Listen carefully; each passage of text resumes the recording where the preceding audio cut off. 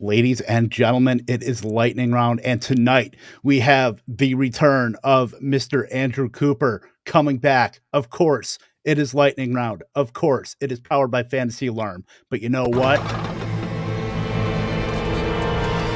I'm back.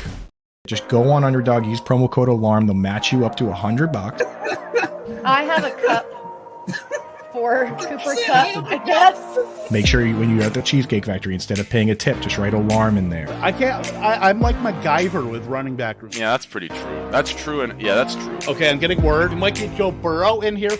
Hey, Joe! No, I'm not drafting anyone at all. I'm not going to, so quit asking. I've got information, man.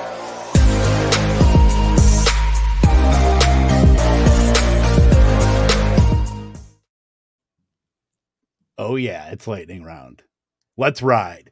Andrew Cooper, you're back. How are you, Making my my triumphant return to the show. What's up, ladies and gentlemen? Back from Europe, back for the first time. Feeling fresh and ready to go. How are we feeling today, folks? Dude pulled off the double glasses. I'm feeling like I'm in a special effects Matrix movie because that was absolutely epic. That was so good. It's all CGI, folks, dude. The intro, that was actually me in the intro, but the rest, CGI. Double glasses trick. Oldest trick in the book. What's up, gang? Albert already in the chat. What's up, Albert? Let's go, boy. Albert, that's right. Britt, how are you? You're fresh off the Women of Fantasy Football stream with Linda last night. How are you? I am, man. To be completely honest, I'm still getting my sea legs to build upon that pun on the intro video of being a host. But Linda was an absolute delight talking to and just awesome. And I definitely am clipping that section, as I said in the podcast last night. Whenever I need a little boost about, hey, nobody can be right all the time. That was just the best thing ever. And we have so many great guests coming up. And I think I'm living in the Matrix now, because how am I getting to do this and like talk to so many amazing people? So cool. I heard I don't want to spoil anything. I heard a little rumor that you find Women of Fantasy Football powered by Fantasy Alarm might be sneaking onto the big Fantasy Alarm show with Mr. Howard Bender. Is that could be in the cards? It could be. That'd be fun. Just if you guys have a SiriusXM subscription, just make sure to tune in on Monday in case that is in fact true. In case it is in fact true. That is awesome. Well deserved, and can't wait to listen to it. We have some football to talk about. We weren't on last week because of the fantastic holiday. Hope you guys had a great Thanksgiving holiday, Black Friday. To those who observe, of course, the holiday of shopping and turkey and tryptophan and everything else that comes with it. So how's the Thanksgiving, guys?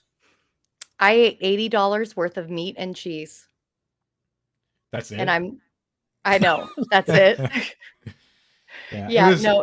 It was really great. It was mine was phenomenal. You know, I got to wake up. My favorite part, getting to wake up both on Thanksgiving Day and Black Friday, hang out with the Front Yard Fantasy crew at 7 a.m. That was a blast, dude, especially after me and my dad stayed up crushing beers on Thanksgiving, watching the Patriots get robbed by the referees. That was a pleasant show that morning. And not just the Patriots, but Hunter Hendog. How are you going to rob Hunter Hendog? Bro, they wouldn't let him in the hen house, man. The hen house was locked. He made it in once. Dude, he had his hand. Where did his hand go? The rest must have magically disappeared. It couldn't have possibly, sunken into the grass as hands do at times. No, it just completely disappeared. But anyway, that's old stuff. Yeah, exactly. Classic, dude. Then it returned mysteriously afterwards. But yeah, we can let that go. I'm beyond it, obviously. Don't worry about it, dude. Don't worry about it. Yeah, well, at least, for the first time that I can think of, I think all three Thanksgiving games were pretty decent, honestly, with Bills and Lions, Giants, Cowboys, Vikings, Patriots. Like, they were all pretty entertaining in their own rights. Like, usually we get like a blowout. Usually it's like Cowboys and some terrible team. They're up like 45-0 in like the second quarter. And then it's just like, all right, well, I can fall asleep. We got three great games. But with these games, and of course, the remainder on Sunday and the one on Monday, we're coming up against the fantasy playoffs here. And while we want to talk about the great players that are going to be leading us to fantasy championships, hopefully, there are some pitfalls, some traps, if you may. The bear claw is out waiting for your foot to land in it. And some of these players may not be what's best for business in terms of getting you a championship. So we'll call these trap plays, players that can lose you a championship. Coop, since you are now back in the fold here, and I know you want to talk about a certain tight end that may or may not be on the graphic. He's on the graphic, so he's got to go first. And this one hurts. This one's going to hurt a lot of people because they relied on Dallas Goedert for most of the year. You know, when Dallas Goedert and Zach Ertz got hurt, the tight end position got insanely thin, right? But there's hope for Dallas Goedert to return. A lot of people stashing him in IR spots or holding him on the bench. I got to say, he could end up being a brutal trap play here. And the reason is kind of twofold. First, we don't know how he's going to come back from injury, what kind of snap share he's going to get. They don't really need to force him back with their record. They only have one loss. And with the other pass catching options they have. The other part that is severely underrated is that they have a brutally difficult schedule. And there are these teams that are on the list here. Chicago is the 6th best team versus tight end. That's the easiest game they have. Then they get Dallas, who is the 4th best team versus tight end. For a while, they were considered the best team. And then they get the Saints, who are far and away the best team versus tight end. And when you look at the Saints, they're actually playing good tight ends. Like they held Dallas Goedert under 40 yards. Sorry, they held George Kittle under 40 yards this week. Pretty brutal setup, man. So if you're banging on Dallas Goedert when he gets back, just make sure you have a backup plan. Because one, he might not even be back. And when he does get back, he runs the gauntlet. There isn't one good matchup in that group. So be very careful if you're putting all your eggs in the Dallas Goedert basket here. Yeah, and not only did the Saints hold George Kittle to under 40 yards, Deebo Samuel went out, Elijah Mitchell went out, CMC was dealing with knee soreness. Like it wasn't like there was a full complement of receiving options who were stealing the options from Kittle. Like they legitimately held him to under 40 yards. And that's very scary going down that stretch. It's a matchup-based game. So you look at it, it's like Demario Davis, Tyrann Mathieu, Marcus May. Those are the people roaming over the middle. You don't want to throw it over the middle over there. Yeah, it's a tough scene, especially just because we know how the Eagles have operated, where they've had A.J. Brown and they've had Devonta Smith. They're not a high-volume passing game anyway, so basically it's revolved around efficiency to those two guys. Well, and to Goddard when he was in the lineup, but usually it's two guys eat. Or one guy really eats, one guy has a nice meal, and the other one's left getting some crumbs. And by and large, it's been like Goddard and Smith. I mean, Brown's had a couple games too, but for the most part, it's been Devonta Smith and Goddard. So it just helps that Goddard plays the tight end position where the bar is set so low to where if you have Kelsey or Andrews, you're sitting pretty, but 3 through a million is pretty much the same tight end. So that's my only issue with Goddard. But yeah, I mean, I could see where he could be just a total trap, especially against those teams that are tough against tight ends. So I definitely think that he could be some sort of fool's gold, especially in the fantasy playoffs. If he got you there, you're holding on to him and you're walking around with the Foster Moreaus and the having to invent a tight end, as Coop would say. So yeah, it's a little bit dicey, but Britt, what about you? I'm going to turn my headphones off for this one. So just someone give me a visual signal when it's time for me to talk. Yeah, I wrote on the show sheet. I'm very sorry, Kev. And when I was talking about the show sheet with Chris Sellers, he's like, just shut up. Don't talk about it. But my guy is Gabe Davis. Obviously we know that Gabe Davis has You killed him. He's gone. I killed the host. It was bound to happen. But we know that Gabe Davis has enormous boom potential. I mean, he's gone off for 171 yards, 88 yards, 93 yards. But when he's bad, he's awful. And he's not giving you the points of that you need where you drafted him at. He's playing a ton of the snaps, but he's only had one game over double digit targets. And, he's only had 5 games over double digit points. And his schedule going down the stretch against New England is going to be brutal. And fun fact, New England is also wearing their throwback uniforms. They have never lost when they've worn their throwback uniforms. Just a random nugget of knowledge out of my brain. Then they play the Jets, whose pass defense has been freaking phenomenal. Then they've got Miami, whose pass defense has actually improved a ton over the past few weeks. And by then you're in week 16. And so if you don't get what you need out of Gabe Davis up until that point, you're probably not going to make it to the semis or to the finals. And it's not that I'm saying that Gabe Davis is a bad player, but his boom or bust potential is just so back and forth that I really don't think that you can trust him going forward in the playoffs as more than just a low end flex. Yeah, that's the real truth of the matter is that we know he's capable of these monster games, but in fantasy playoffs, and this goes for the big tournaments like Best Ball Mania as well, you need to string 3 weeks together. If a guy goes off in 2 of the 3 weeks and gives you a complete dud in the other one, you lose, right? And it's all about winning the championship. When you go back and look at the real league winners from last year, you go back and look at Best Ball Mania, the winners of that, first, second place, it was the same group of guys on a lot of these matchups, guys that were consistent from week to week. It was Amon-Ra St. Brown. It was Hunter Renfrow. It was oddly Devin Singletary. Liam, who won Best Ball Mania 2, had Rashad Penny as well. Rashad Penny coming into the week 12, this week that was just played, he was running back 123. And over the final stretch of the year was running back 4, right? You need guys that come on at the right time and are doing it consistently. Bing, bang, boom. If you get a bye week, great.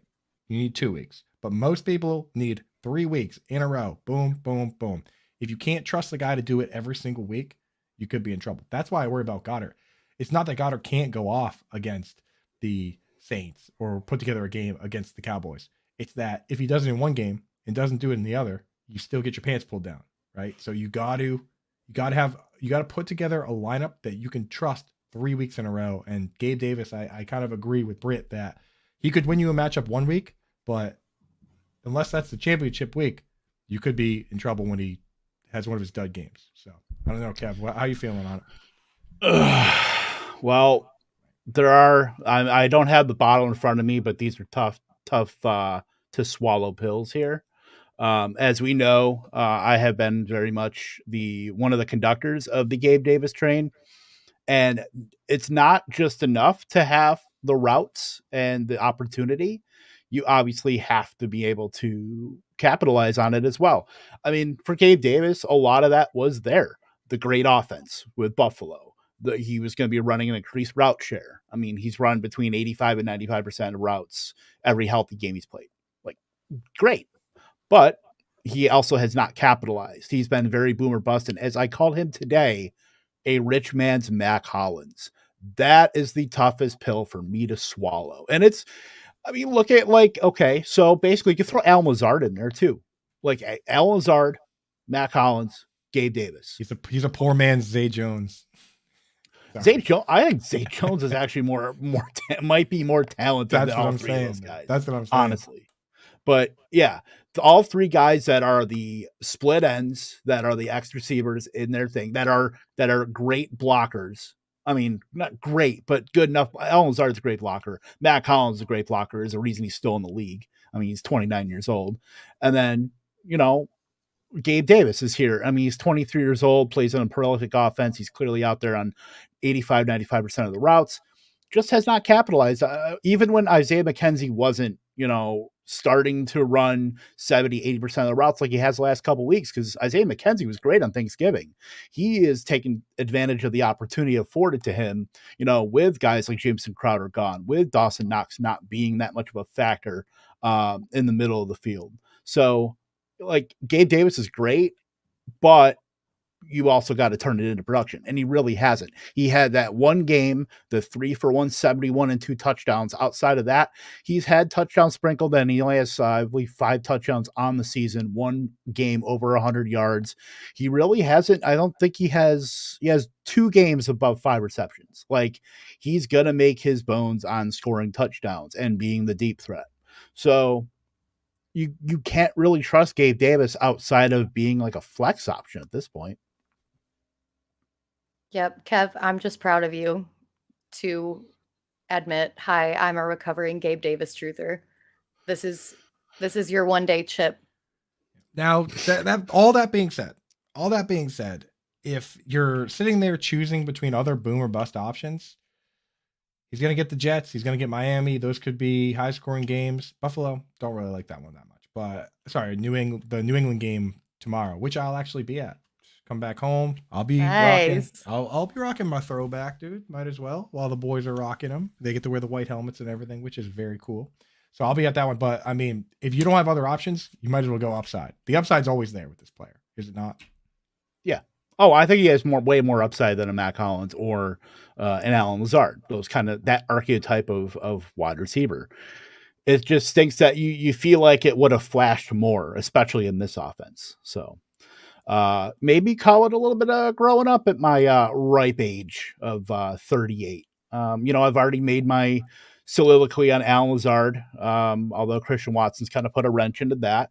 Amon-Ra St. Brown earlier in the season made my committed or uncommitted stance on that. So I still would like to say there are a lot of factors that went into Amon-Ra St. Brown, like the TJ Hawkinson trade, the ill health of every single other receiver on that team, including DeAndre Swift. So I don't think you got a complete L on Amon-Ra St. Brown, but yeah, we'll see. It's like the team, they haven't finished the rebuild. We'll see what it looks like. But I mean, for the time being, looks pretty good. I mean, he still, even if he comes back to earth a bit during the rebuild, he still could be the best 4th round wide receiver drafted in 15 years because the best one is like Jameson Crowder. So even if he comes back to earth and he's a guy that, if he becomes Jacoby Myers, that's still a guy that's useful in fantasy. And, he's proven that he can play. But again, this team isn't done.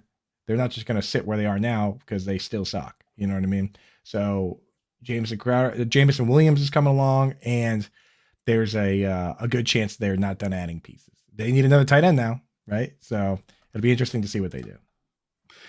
Yes, it'll be very interesting. And my pick for as far as a trap play, Courtland Sutton. Like, Russell Wilson has 8 touchdowns on the season. He has 12 bathrooms in his house. I was going to say the same thing. I'm so glad that you hit on that. Like, is he going to throw more touchdowns than bathrooms in his house this year? Because we've got 1, 2, 3, 4. We've got 6 games left in the season. Like, there's a real chance that he might not do it.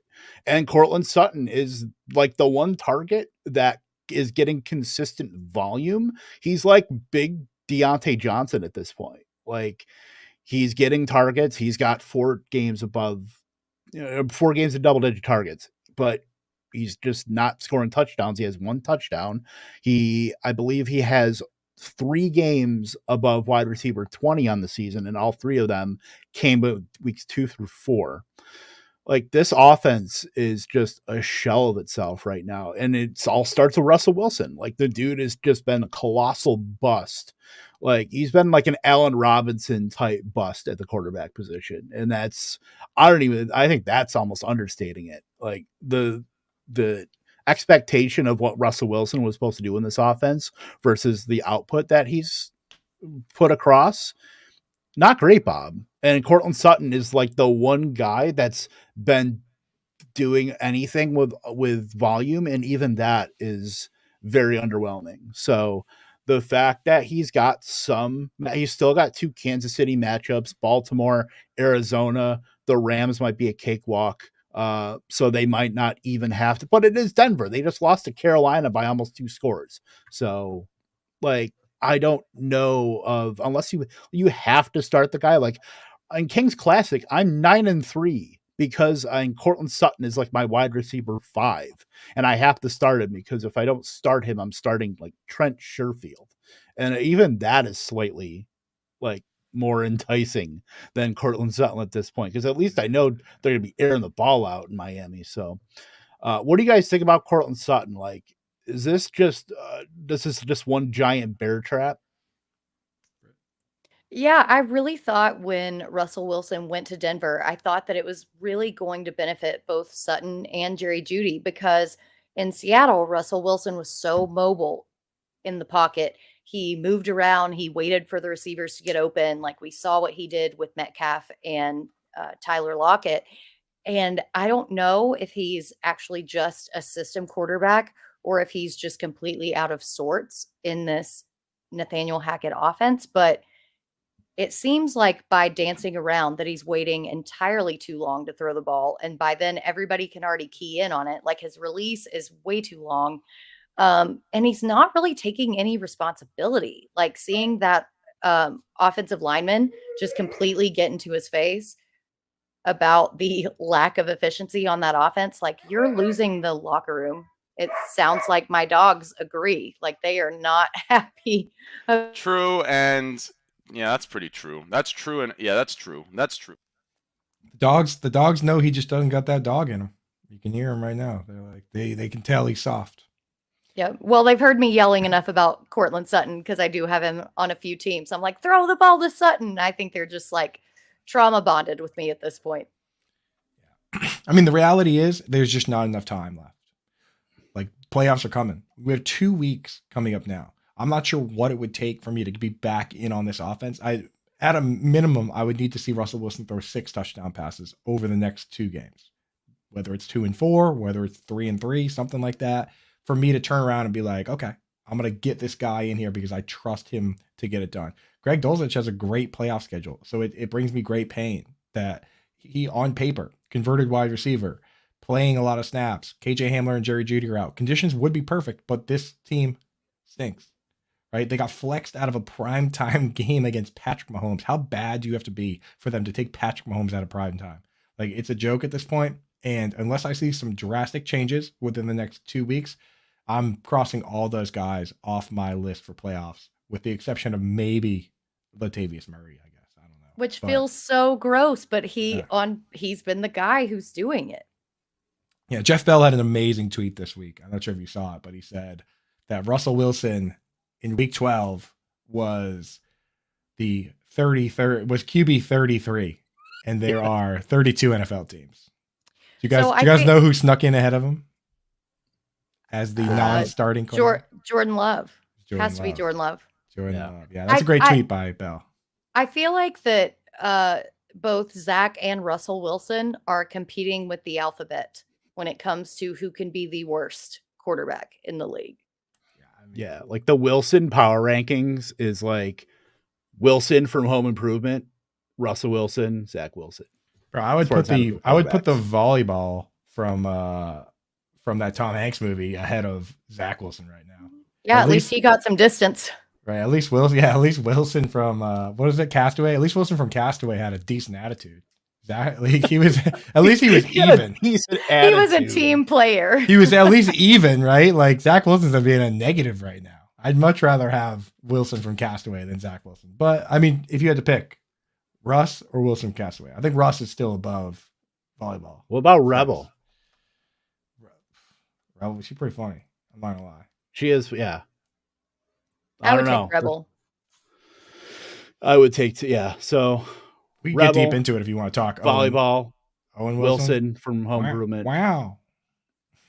Move him up. Wow. Move him way up. All right. Next topic time. Yeah. We're going into the okay, Coop. High and by, I guess. I'm gone. And he's gone. Also, I got to play this just because oh my God. I only have one bear on this time. Look at that transition. I'm sorry, the double one, because it like got me. I don't know why it got me. Because it's so stupid. Dude, it's so stupid. Yeah. So one player situation we're excited to see in week 13, the old strategy session here. So Britt, what your player situation you're excited about this week? Well, I don't think it's a surprise to anyone that I'm going to take any opportunity to hype up Treylon Burks. Ew. But seeing the past 2 weeks, he's got over 180 yards. Granted, he did score on a very unconventional touchdown last week, but that ball and situational awareness, just tracking the ball when Henry fumbled that. I mean, this kid has got it. And I know that a lot of people are kind of out on him this week because the Eagles are, quote, very good on defense. But we just saw them get absolutely freaking torched by Christian Watson. There are also so many matchups or so many just narratives going on. For one, it's an A.J. Brown revenge game narrative. I think on the other side, it's going to be a Tennessee kind of reverse revenge game narrative saying, no, we did the right thing, trading you away and drafting Burks right here. Reverse revenge game. Reverse Classic. revenge. Like I'm pulling the Uno reverse right here. And then you've looked at what Ryan Tannehill is and the Tennessee offense has done as a whole. Tannehill has averaged 30 pass attempts per game, which is way more than the traditional Tennessee offense, their run heavy approach. And he's had around 300 yards passing per game. Like Tennessee is trying to basically change the coding in their brain of their offensive scheme. And Treylon Burks is the number one bullet point in that PowerPoint presentation of how they changed that narrative. I'm super excited to see him go off, not just as a homer. No, let's be real, just as a homer, but also as a Dallas Cowboys fan, I really want to see Philadelphia get burned. And I think that Burks can be the one that makes that happen this week. Now's the time. I just pulled it up to see if Justin Jefferson got a reverse revenge game against the Bills when they traded Stephon Diggs and then drafted Jefferson. He didn't get it until this year. So didn't have it the rookie year or the next year, but this year they played the Bills and that was that crazy game where Justin Jefferson made the ridiculous catch and he had 193 yards and a touchdown. So the bar is set pretty high as far as reverse revenge games go for, the very specific scenario of trading away your best wide receiver, then drafting a wide receiver in the first round to fill his spot as a rookie. So let's see if Burks can pull it out. But I mean, well, I'm not saying he's going to get 200 yards, but I'm saying if he doesn't, then he stinks. God. We only make definitive takes on the show. God dang it. Guys. Fine. Wow. There it is, dude. There it is. It is Go here Hogs. it's here for a reason. That's the nest egg right there. That's a manifestation around this ball and around the potential of Treylon Burks is very high right now. Yeah. Now I mentioned Rashad Penny there. Amon-Ra St. Brown was wide receiver 70 through 11 weeks, finished as the wide receiver 2 over the remaining games. People were asking, I tweeted that the other day. People were asking me, who do you think could be this year's Amon-Ra St. Brown? I said Treylon Burks, guy outside the top 70 wide receivers. He had some injuries and stuff, so it's not like he's been terrible. He just hasn't really been playing, but you could see it here. And I think the key to him really taking it to the next level is something that you had harped on, Britt, in the offseason talking about this player. And that's that despite his size, he's more than just a prototypical split end. This guy can do end arounds. Like he can do all that stuff. He was good for about 1 a game in college before he got hurt. They started mixing those in, he didn't really break one off, but he got a couple of those. If down the stretch here, he can continue to get this target share, maybe get bumped up in the snap share a little bit. I'm not sure why Nick Westbrook-Akine has to play more snaps than Treylon Burks. It's annoying. But if they can bump up his snaps, keep the target share where it is, because it's fine, and maybe mix in a little razzle dazzle, you know what I mean? He could really take it to the next level. So, and we know he's capable of that. So I want to see that. I'm calling it right now. I'm dialing it up. We want the razzle dazzle. The razzle dazzle. At the very least, from week 11 to week 12, with Coop's Jazz hands, he did go up from 66% to 81% of the routes. So at least that is going in the positive direction. You kind of hate to see the fact that he's still not in on snaps, but if it's a passing play, more than likely Burks is going to be out there. So hopefully he can be more of a full-time player going forward. But yeah, the guy's averaging almost 7 targets a game. And yeah, he had that great touchdown where, always the thesis of the play is let Derrick Henry do all the work. And then someone comes by and strips him and you just jump on the touchdown. I mean, that's easy money. That's how you make your, that's how you get a second contract. Drew it up. Exactly. Dude. Yeah. I mean, that was what's that? The statue of Rocky play? I don't know. What kind of statue play is that? That's just a The little bit of annexation of San Marino. Yeah, dude, that was an amazing. Not enough credits being given to the guy that stripped that ball out, because Derrick Henry is like vice grips, right? And that dude came in throwing haymakers, and he just like that punch would have ripped my arm off, and it just barely popped that ball out. But I mean, if the Bengals recovered that would have been a monster play in the game, right? Oh, yeah. That dude deserves more props for that punch, dude, because that was like a Superman diving punch where he got the ball exactly. So props to that. Yeah. That was a great play. Derrick Henry's never really been a guy that fumbles that much either. So dude, he didn't fumble there. He got his arm like blown off with a like that. And the fact that he lasted through the original punch and it had to get clawed away at the end is amazing, right? Because like that ball would have been out the back of the end zone if you punched my arm, and my half my body would have gone with it. Yeah, so I feel like we will answer. Coop at least answered this question. Let's just answer this real quick. Is Treylon Burks this year's Amon-Ra St. Brown? No, Scabbers wants to know who is next year's this year's Amon-Ra. Oh, next year's this year's. I can't read. Which obviously Jackson Smith and Jigba. There you go. But he'll get drafted higher. But he'll get drafted higher. I'm thinking like what Scampers means is who's going to be the 4th round pick. Well, or just somebody who starts slow, because we're saying Burks can be this year's. Yeah.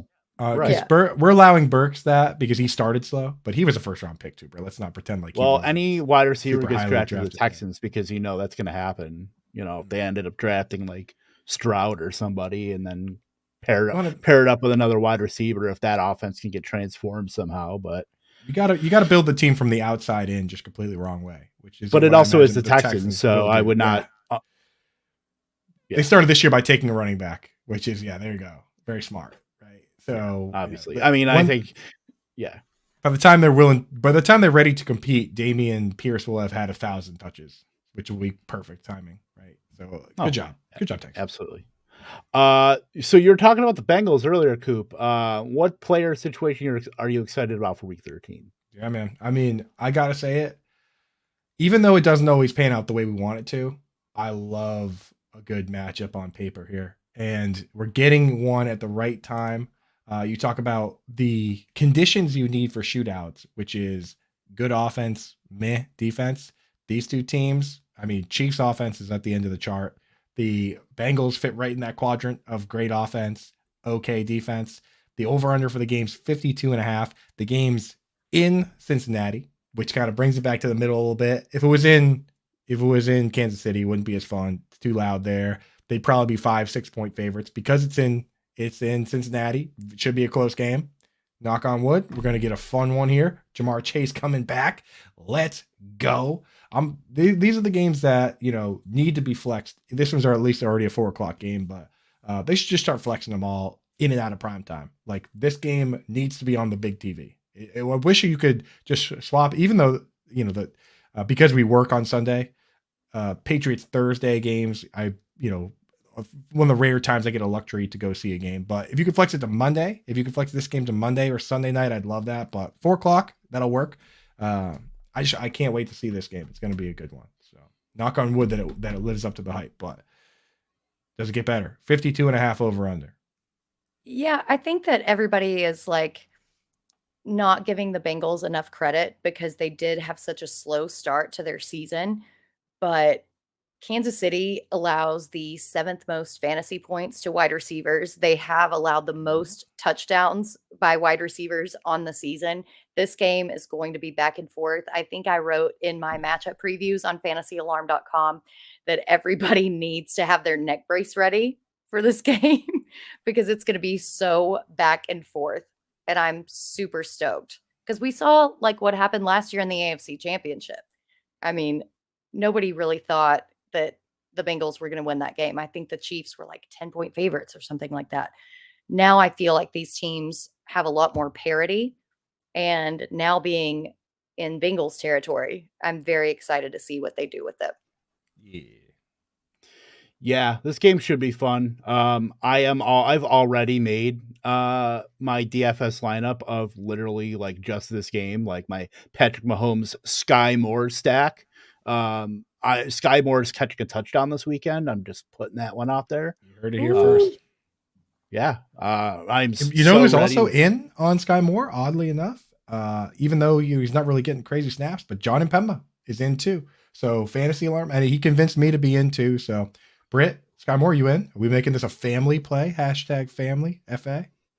I think so. I think I can be in on him. Come on. What if I said Sky Moore, 2 Ys? Get him in with 2 Ys. Yeah. I mean, he's still got to be like bargain basement price, so you can't go wrong with a dart throw play. But exactly, I have a different dart throw play that I'm from that game. No, okay. No, but I can't say it because I'm playing in the Kings Classic and it's going to be a little bit of some strategery. So, yeah. Well, we got a question in the chat here. Let's jump on that real quick. Lucas Lyon says, I get Chris Olave. He gets Andrews. My tight end is Everett. Is that good? I don't know about that. I feel like I wouldn't be selling Andrews for that little of a return. I don't think you can do it considering the strength of lack of strength at tight end outside of Kelsey Andrews. So I don't like that really. And and especially that Saints offense is scary right now. If Tyler Huntley does end up starting, because Lamar Jackson did show up on the injury report today with a groin injury, we saw the same thing happen last season. Huntley absolutely peppered the shit out of Andrews with targets.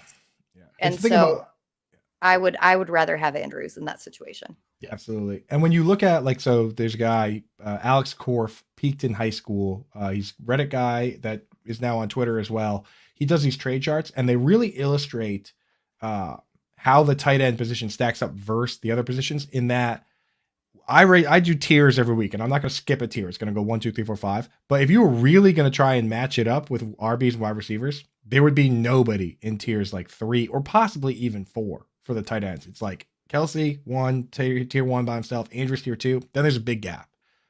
Gerald Everett has not played. He played one game where he played 78% of the snaps. That's like the only game where he played over 70%. And that was before he tweaked his groin.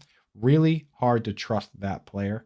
And Mark Andrews runs every single route, plays every snap. He's literally not block. He hasn't pass blocked one time. Alan Lazard pass blocked on a snap this week. So Alan Lazard has now pass blocked on more snaps than Mark Andrews on the season, which is bonkers town. The guy's locked in. So I'm sticking with what I have, even though Olave is he's a borderline wide receiver 1, but you're just not going to be able to replace Andrews with anyone, even Gerald Everett. So stick with where you are. Yeah, fully agree. As far as the player situation, I'm excited about in week 13. We're going to spread a little white propaganda on these airwaves. I'll talk about Mike White. Yeah, I saw Coop's eyes get wide there. Didn't want you to think anything bad, but yeah, Mike White making the Jets receivers relevant again in a matchup with Minnesota. I think that game could shoot out too, knowing how Mike White, he clearly has the respect and adoration of that entire locker room, which is a complete 180 from seemingly what Zach Wilson's going through right now. Elijah Moore is, according to Elijah Moore, now free. Garrett Wilson, I think, is feeling a lot better after his outburst last week. I mean, he caught 2 touchdowns, was clearly the alpha of that offense right now. I think Tyler Conklin, has some room to grow in that offense, especially, with Mike White there and being kind of that third option. Some guy named Zonovan Knight toting the rock, or as I've heard, Bam is his nickname, Bam Knight. The morning show, we've been calling him Zonovan People's Night. It's such a stupid nickname. The People's Night. It really is such a bad nickname, but it's got a night fever. But yeah, I mean, this offense could be kind of sneaky, and I think Minnesota is. I'm not going to say they're smoke and mirrors because I think they're, obviously they've won a ton of games, but I think a team like the Jets could scare the crap out of the Vikings and potentially beat them. Especially if Mike White continues the run that he's been on. I mean, 300 yards, 3 touchdowns. That's like more than anybody could have imagined, Mike White, but he did it, last year in a limited role. So I'm very excited to see if these Jets can just keep passing the ball a little bit, getting Wilson and Moore and Conklin involved, maybe a little dump off Ty Johnson. I'm fully in on these plucky Jets. Well, and I'll tell here's you- the thing. Go ahead, Coop. You're My point is just on one specific player, so I'll be real quick. You mentioned Tyler Conklin's name. If Mike White can stick through this, and he's got the Vikings this week and Buffalo next week, and I don't know if people remember, but Buffalo was the last game he played before getting benched last time. He threw 4 picks, so he's got to make it through that. But if he and Tyler Conklin get on the same page, Conklin's got the opposite schedule of Dallas Goedert. Conklin, if he becomes relevant, which I'm not saying he's going to, gets Detroit, who is a bottom 5 team versus tight end. Then he gets Jacksonville, which is right there at bottom 10. And then in championship week, he gets Seattle, which has been going back and forth with the Cardinals to be the very worst team in the league versus tight end. So he has the best possible schedule for a tight end, based on what we've seen. So if he can survive, Tyler Conklin could be a player. So we'll keep an eye on that. But that's all I wanted to say, Britt. No, it's a great point. What I was going to say is that I feel like people are overlooking the kind of piecemeal Minnesota secondary at this point. Andrew Booth is now out. He was their 2nd round draft pick. Cam Dantzler is not yet cleared to return. All they have in their secondary is Patrick Peterson. And then you look on their offensive line. They lost Christian Darrisaw, right? Like, they've lost so many pieces of their offense and defense. I really do think that the Jets can completely capitalize on this matchup, especially now that, the whole team is around Mike White and has his back, and they know that he has theirs. So I'm pretty stoked about the Jets. And the Jets, both on offensive line and defensive line, are a completely different team from last season. I mean, they're in the top 10 in DVOA total. We saw what Dallas did to Minnesota when their offensive line crumbled. I mean, Dallas just completely dismantled them. If Kirk Cousins doesn't have an offensive line to pass behind, the defense is going to get to him. And I really do think that Mike White's going to capitalize on that matchup. Amazing job by Robert Saleh converting this defense from a 3-4 to a 4-3 in just 2 years and having it be highly capable. And then the crazy part about the O-line is that next year it's going to be even better because they're going to get Mekhi Becton back. They're going to get Elijah Vera Tucker back. Jets could make some noise. They just got to get the quarterback situation figured out. That's not Robert Saleh's fault. I mean, say how you will. At the end of the day, the GM is the one that ends up making that call. And Robert Saleh's defensive coach. Like, if Zach Wilson doesn't pan out, I'm not putting that blame on Robert Saleh. He's done his part here. This defense looks good. The offensive line is built. They have weapons. They have Breece Hall. They got all these wide receivers. They really are just a quarterback away. So, right. And I was actually just thinking about this, and this is going back to like probably more than a year ago with Coop about how we were talking about the Arizona Cardinals and the fact that they got rid of Devondre Campbell and then brought in Isaiah Simmons, and they're like the one of the stone worst teams against tight ends. Like, that was supposed to be the saving grace for the Cardinals, and how it's been the complete opposite. So something wild there, but let's go over to the things that we're nervous about week 13. Coop, one player situation that we're nervous about in week 13. I don't know if I'm nervous about it. I kind of want to see this play out in real time.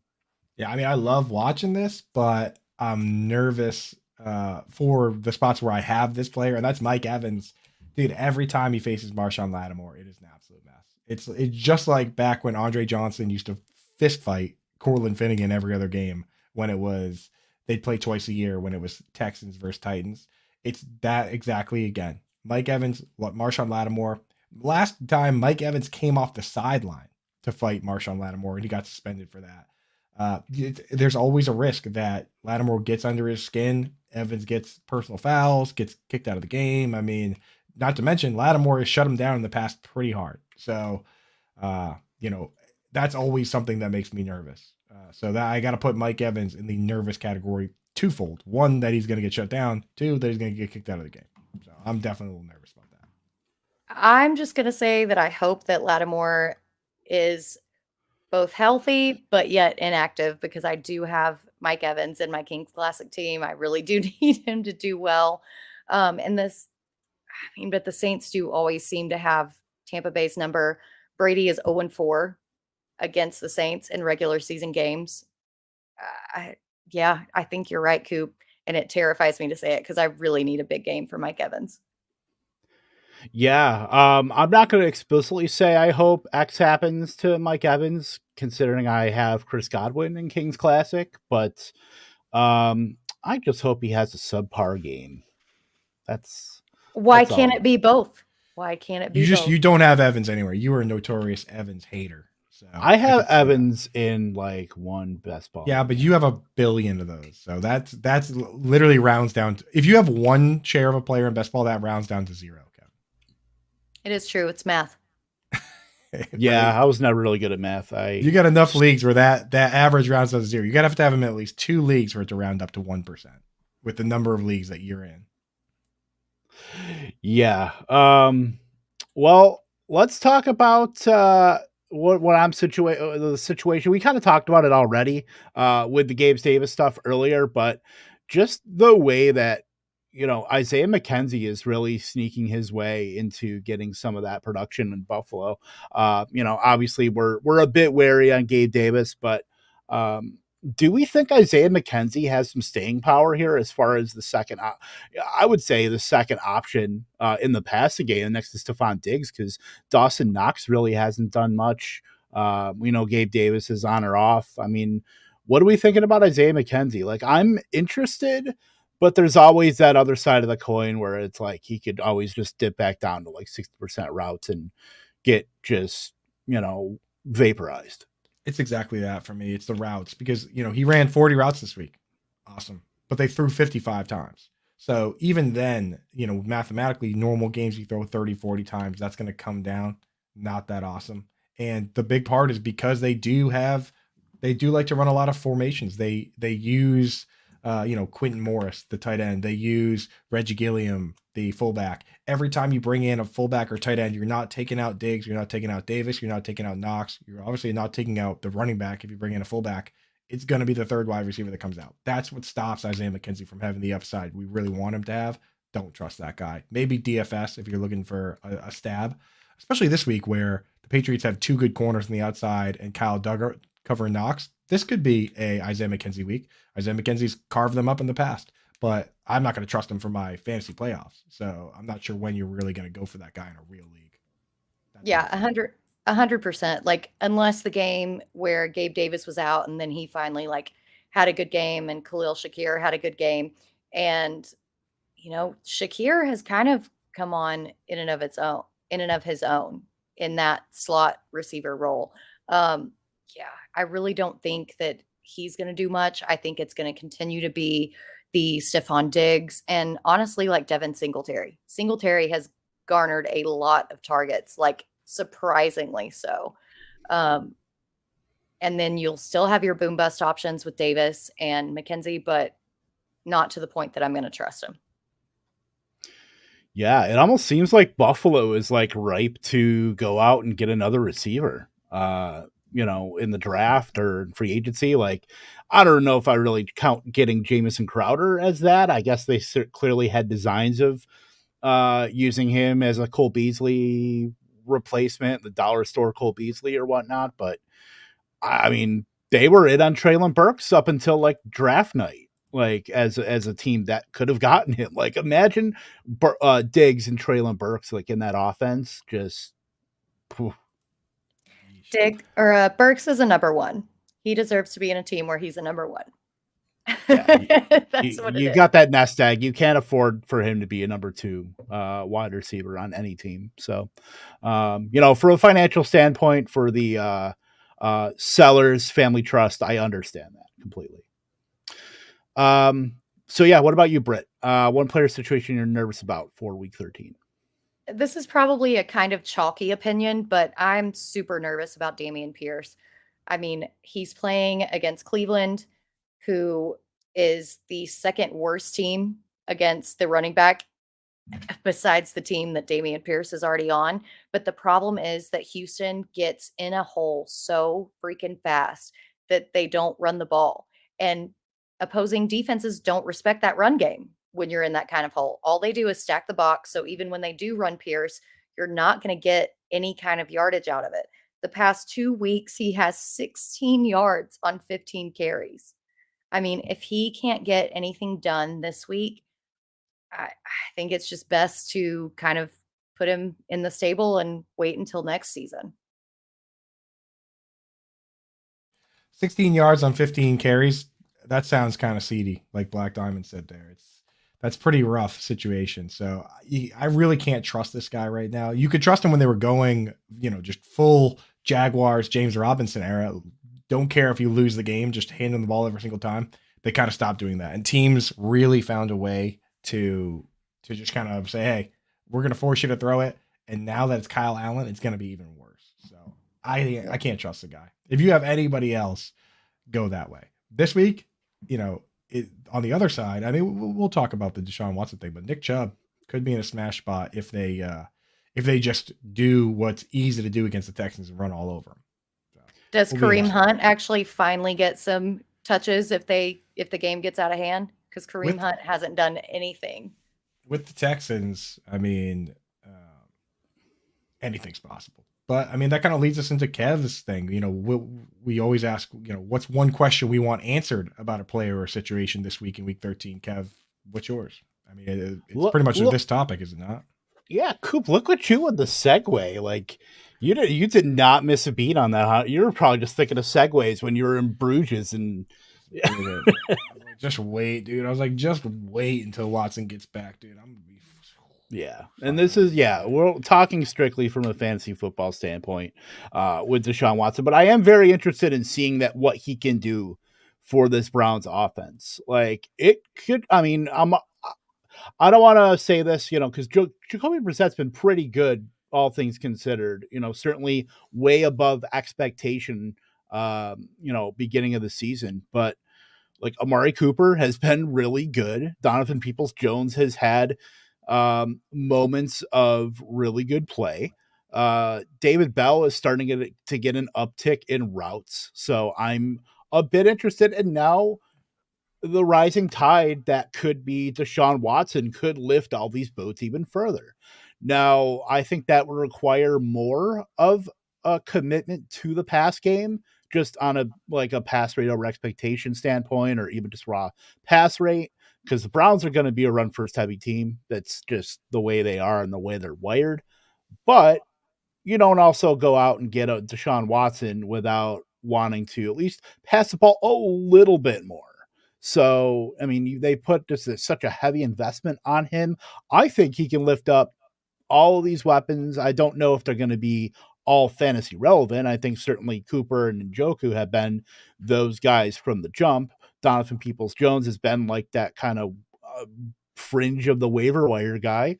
And who knows, maybe David Bell is lifted up by Watson. But I'm very interested to see, Watson's impact on this offense, which could, in an AFC North that's not great, I think, outside of maybe the Bengals, but obviously the Ravens have been going through some tough times themselves. Pittsburgh's Pittsburgh, breaking in a quarterback.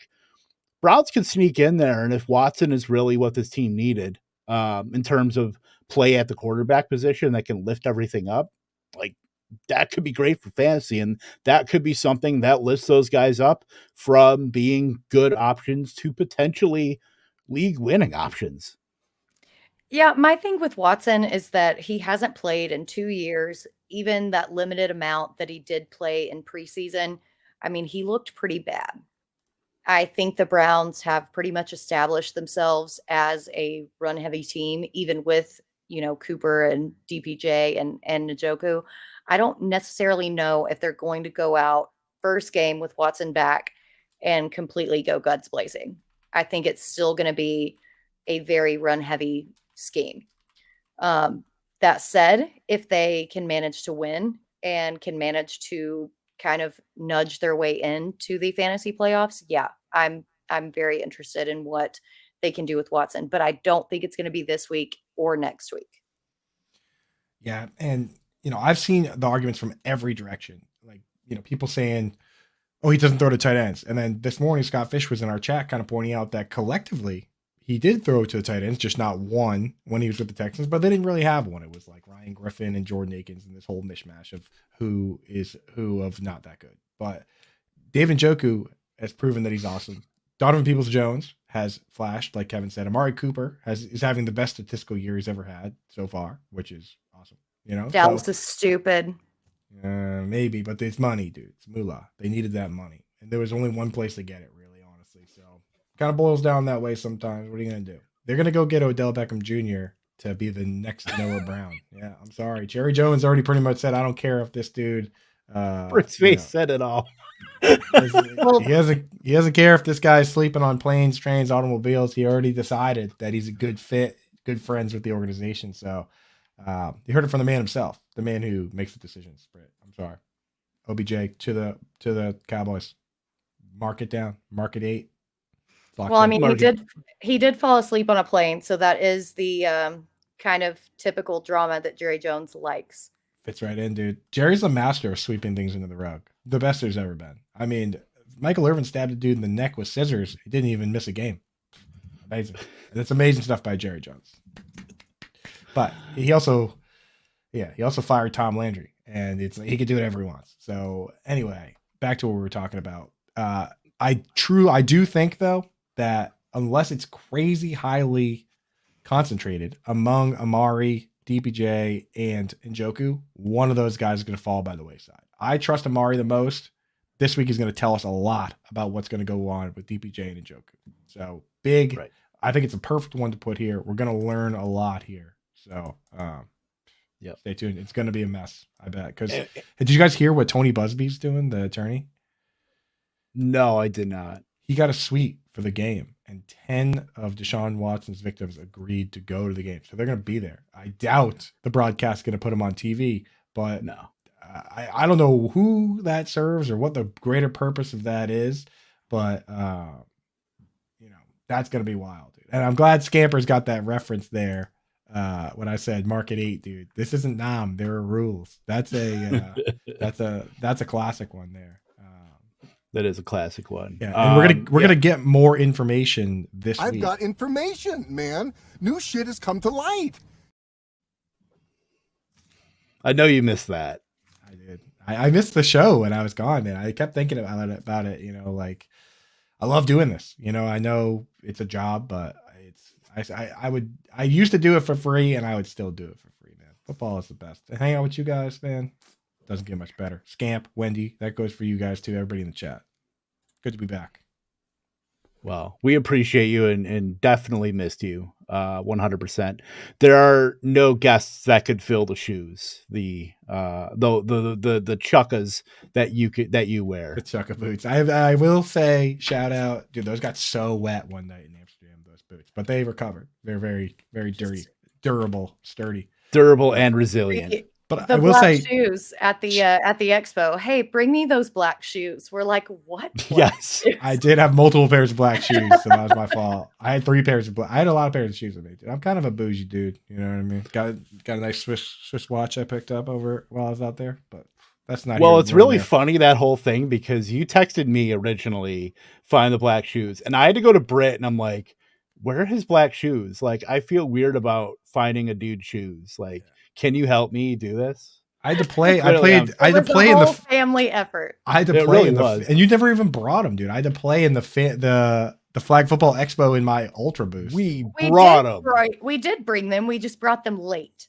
And you could sit in the 700th row of the stadium. We texted. It's just gonna be. You know what? It's gonna be us now. You know what? No. I'm fighting my way back, dude. Yeah. But I will say shout out Joey Wright for, popping in, filling in my spot on a few spots on the besties on the FYF show, dude. So appreciate him, all the effort. It takes a village, right? Was it from Switzerland? I did buy it in Switzerland. Yeah. It's a Tissot. It's a Tissot visit day. You can get that at like any mall in America.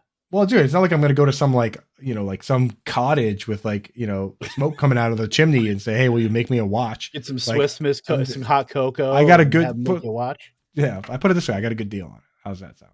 Because they are made in Switzerland, and there was a lot of authorized dealers there, so I shopped around a little bit. Found a While good the chocolatier with like the metal whisk, like it pours down off of the thing, like you see in every commercial for like Lindt chocolate.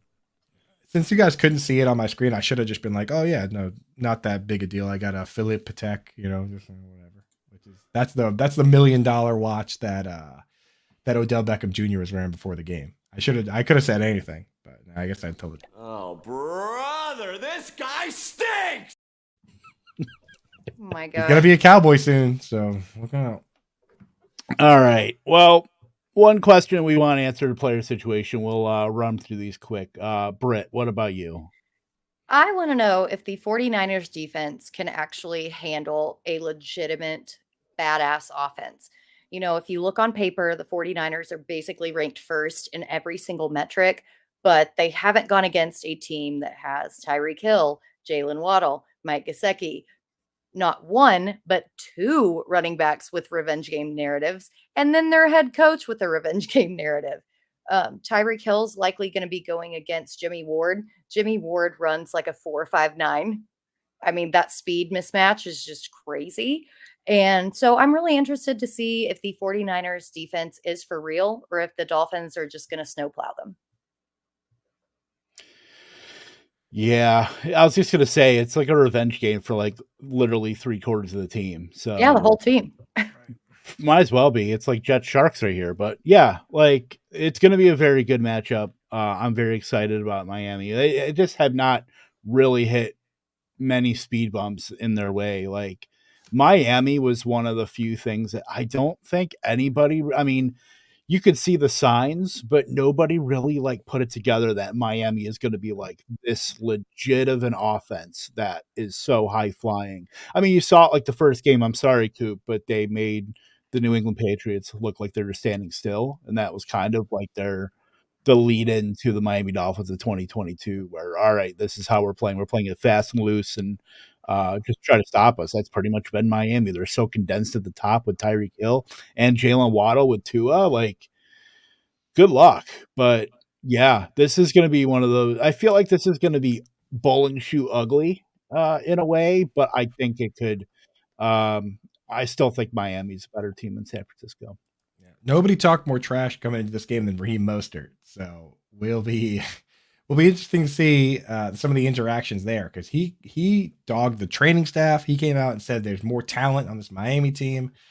Man, he was not holding back, dude. So Raheem, good luck out there, brother. When you get out there, hopefully Nick Bosa doesn't get a hold of you. So one thing I will say that our boss, Mr. Howard Bender, pointed out makes him a little bit nervous is that Teron Armstead might not be playing. These are two premier offensive tackles in this league. Trent Williams, Teron Armstead. Teron Armstead, huge acquisition from the Saints this offseason, but he's got a pec issue. Might not play. If he doesn't play, maybe you see that line shift a little bit. But, other than that, this one is going to be a dogfight. Two coaches that know each other very well always gets a little weird. So we'll see what happens. Yeah, and if there's anybody that knows about when Raheem Mostert's not holding back, it's me in the NFC Championship game where he put 200 yards on the Packers. So about that. And then Coop, what do you want to end the show with as far as your question you want answered about a player situation? Yeah, I'll get us out of here because I know we got to get going. We're already overtime here. So I'm excited. I'm interested to see if a Bears wide receiver can emerge as viable whatsoever. Darnell Mooney, he's out. He's hurt. Nobody played the full game last week out of the rest of the guys, right? Even though Mooney left fairly early in the game. So you're looking at Chase Claypool, Byron Pringle, Dante Pennis, Equinemius St. Brown, even maybe Velus Jones Jr. Maybe he gets a little look. It'll be interesting to see if anyone can emerge as a viable option. My money would be on Chase Claypool just because, they went out, paid a decent price to acquire him. But we've seen Equinemius St. Brown play decent snap shares. We've seen Byron Pringle score, Dante Pettis pop. The ball's got to go somewhere. It can't all go to Cole Kmet. So, they might not have anyone that's viable. But this late in the game, if you're really struggling, Claypool's sitting out there on the wire. might be worth a shot, dude, because Moondog was getting the targets and he is done for the year. Yep. And Claypool has actually made some really fantastic contested catches, either negated by penalty or some other dumb stuff that somebody else on the offense has done. But other than that, Claypool is really kind of gelled in this offense. I kind of hope that Justin Fields plays because I don't really like any of their values if it's Trevor Siemian or Nathan Peterman. But we'll see. We'll just have to wait and see, monitor practice reports and see how it goes. Yeah, exactly, Wendy. Exactly, Britt. It does matter who's throwing the ball, but still, we're scrapping out here. You know, you never stop fighting. Just in case Claypool all of a sudden gets 10 targets. If 10 targets from Trevor Siemian, doesn't matter. You know what I mean? You can make something happen with that. My answer. I think that sums it up pretty well. That honestly, say the most with saying. You don't even have to say anything else. I think that should do it. There it is. All right. Well, we're on the road to the fantasy playoffs, of course. We're already in week 13, which just seems wild to me because it feels like we're going to be doing like our wrap-up show in like a month or so, like for this season. It's wild. So where did this season go? Right before our eyes, dude. Right before our very eyes, it just disappeared into the abyss. And we're gonna miss football when it's gone. Let me tell you, like, yes. You take these games for granted, but there's 3 now. There, I got way more than this. I just can't fit them all in my head at the same time. I tell you, at the end of the season, we're gonna be looking back and just wishing, praying that we had a Trevor Siemian Bears game to watch in the off season. It's you gotta have the enjoy these USFL. games. We'll have that, dude. And I always root for these leagues to succeed. And put a team up here. Put a team in Providence, Rhode Island. I'll get season tickets, bro. Send me a team. Send me as many football teams as you can. Come on.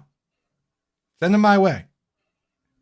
That's the end of my message there. My heartfelt message to all y'all. Enjoy the games while they're here because football is fleeting, my friends. That it is. Sage words from a world traveler.